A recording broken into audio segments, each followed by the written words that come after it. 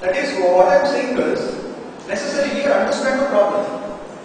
If I say you have to evaluate for 2 browsers, I am assuming that you already have 2 browsers and you are evaluating them. But understand the problem here. You don't have the software. You have requested people to give the document saying how they will build the software. You don't have the software. You just have some blank statement which you can take as promise notes. I promise you to give this. Based on that, you have to evaluate. How will you evaluate? If you have software, you will start evaluating whatever you said. Memory, that, this, and other thing. Here you don't have the software. Are you getting the problem? Then how will you evaluate?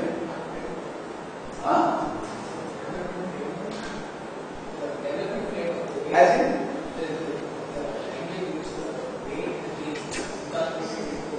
Yeah, they will say that both of them will say we use Java.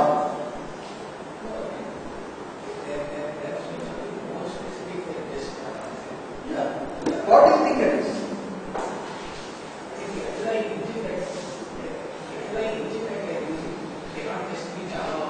No, does the development engine play such a very important role in final product?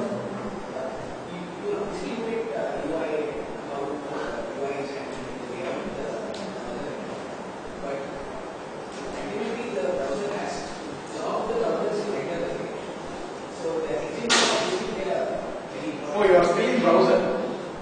We are talking about browser. We are saying once you have the request documents, the proposal documents, how will you evaluate them? You just have proposal documents. How should we start evaluating?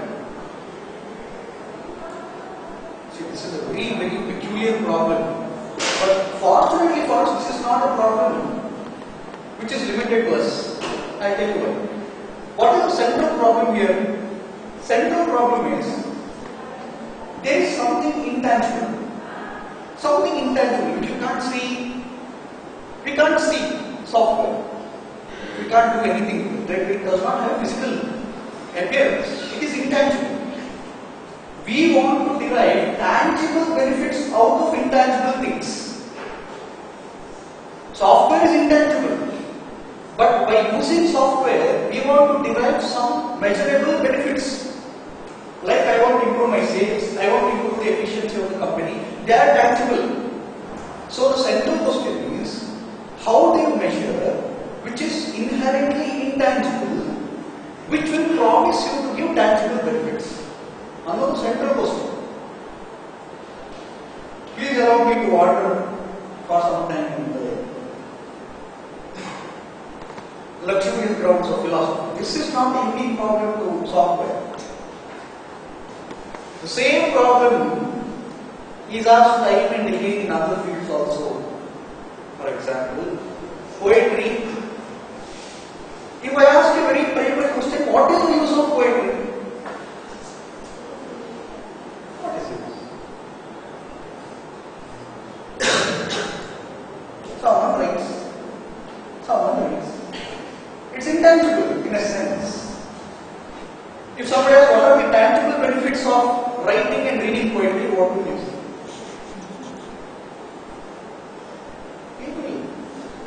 In fact, that was very intelligent. That is why, in his ideal state, there is no place for poets. I keep on saying this. He could not understand why society needs poets. Poets are better. Right? So this problem is not unique to us. People have like. Anyway, what do you think is the ultimate use of all this? Take anything, music or art or anything. Tangible benefits like that. Then why should we have all of that in society? Why should there be art? Why should there be music? Why should there be poetry? Why? Everybody should work. There should be some hard manual labor. Instead of writing poetry, if somebody tills the land and buys some food grain, that is better for nation, no? At least we can feed someone. You know,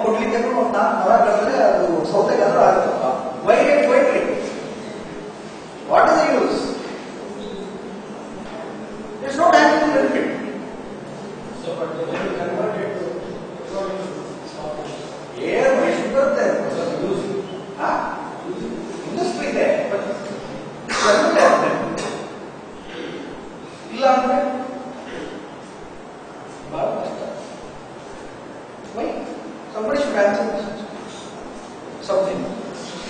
ಏನು use ಇಲ್ಲ ಅಂತ ಅನ್ಕೊಂಡ್ಬಿಟ್ರೆ ಬಹಳ ಕಷ್ಟ.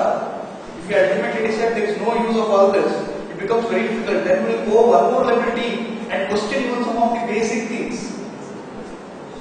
ಮೊನ್ನೆ ಯಾರು ಹೇಳ್ತಾ ಇದ್ದಾರೆ, intangible things, friendship ಏನು ಬೇಕು, ಅದು ಬೇಡ, ಲವ್ ಏನೋ ಬೇಕು, intangible ಅಲ್ಲ. I don't know who said, but I don't know whether I have read it somewhere or whether I have read it on my own. I am not very sure. But there is a powerful argument which I keep making on why there should be love. Please tell me if you have read this statement anyway. If you have not, let me explain. I am not very sure. Sometimes it's so confusing. What I have read and what I have read. There are many arguments for why there should be love. One of the arguments which I keep on quoting every now and then is love tames lust. Lust is very basic instincts of humans, the animalistic instinct. Love tames that. Love tames lust. In the continuing argument, I say that marriage institutionalizes love. That is how I argue. Practice my love. You don't know. Holy shit. Have you heard this anywhere? I don't know. So if you have not heard, then ಈ ತರ theoretical arguments ಮಾಡಬಹುದು. Coming back to the original problem, the original problem we are formulating is essentially of this nature.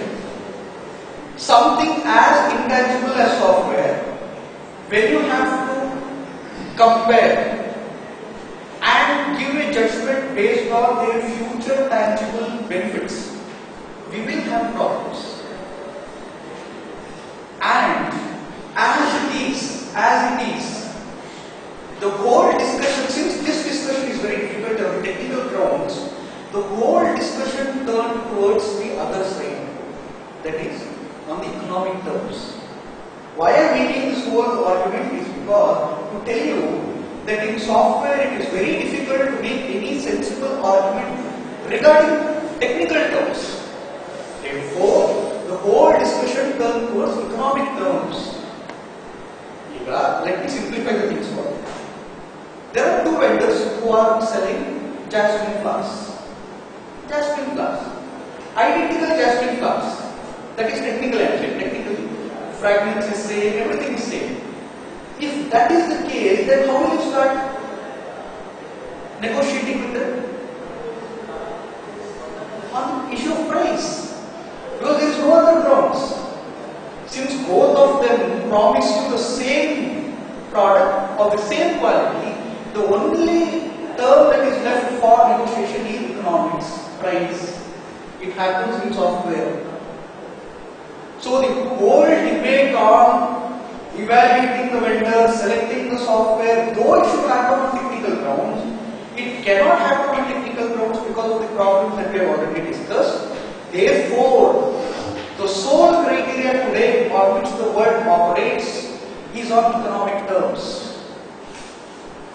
When we very justifiably feel proud that India is the IT superpower and Bangalore being the global center for software delivery, we should have this in mind.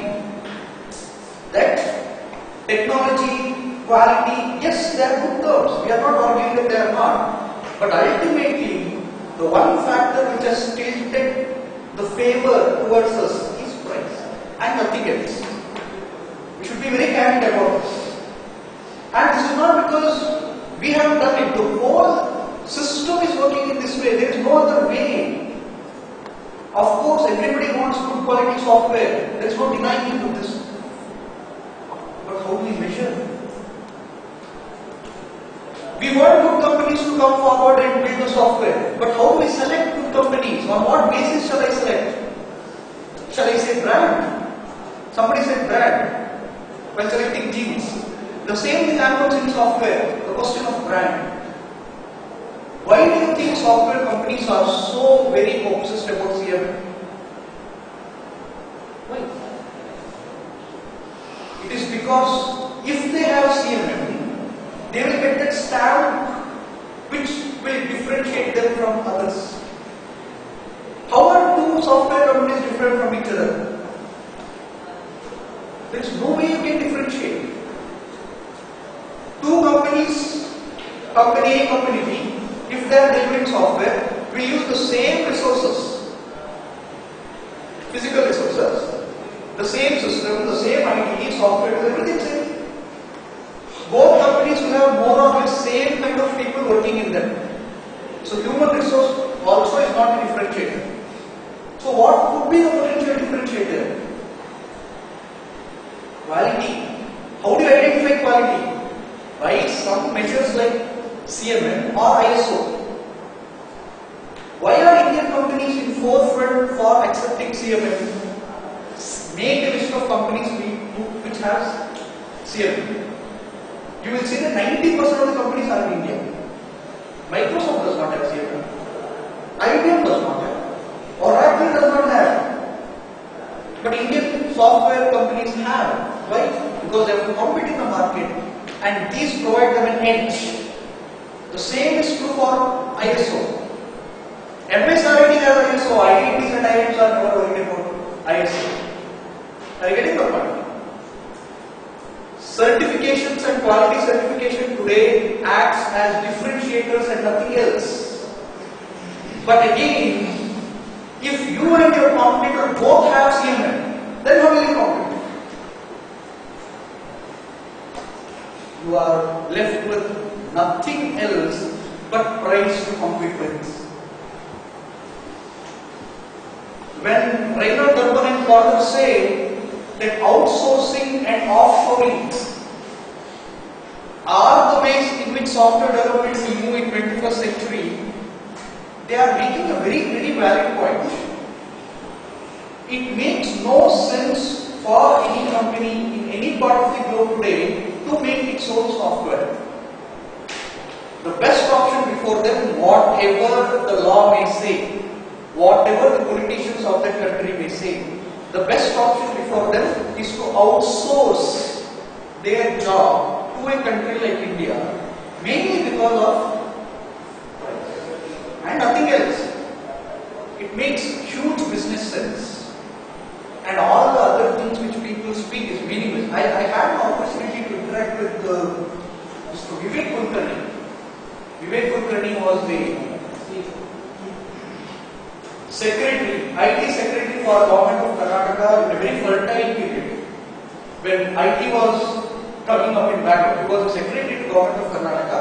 Later he quit his IAS and he started his own company. Now he is CEO of his own company. I was asking him to give me 3 reasons why Bangalore emerged as a central player during late 80s and early 90s in software. You may have heard many arguments on why Bangalore emerged. Bangalore had no special quality. If you look at the situation then, Bangalore was one of the cities aiming for the top spot. Then what clicked for Bangalore? The simplistic argument given is weather, which I think is ridiculous. No businessman will go into a business in a place just because the weather is good. Come on, if that was the case, everybody would have their companies in Kashmir or they would come to Mysore and started their company. The weather is so good, pleasant weather. That does not make business sense. What tilted favor towards Bangalore? What?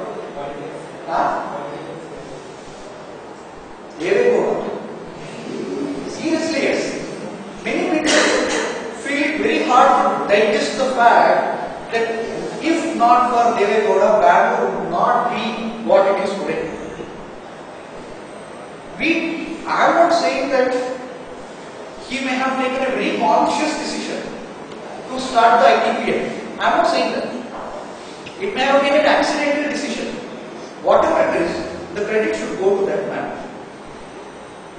Because he took the step then to start the ITPL and the direct satellite link, today Bangalore is what it is.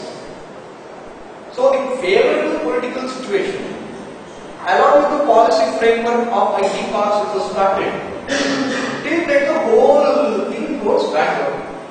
After that, intelligent people have encashed it. If we are today claiming any place in the whole IT sector, all of us should be very honest to accept the fact it is nothing but because of price. Once this equation changes, once we get a very potential challenger from any part of the globe, it is very easy to lose this position. Because unlike, for example, manual labor which should move from one country to the other, IT does not require such mass movement. IT jobs can be shifted from one country to other country within a matter of time. How much time did it take to move all the IT business from US and Europe to India? It didn't take much time. It will not take much time for the things to move from India to other countries also. So, unless and until we don't move ahead in the quality matrix and try to play the game only on the basis of price, we are here to lose.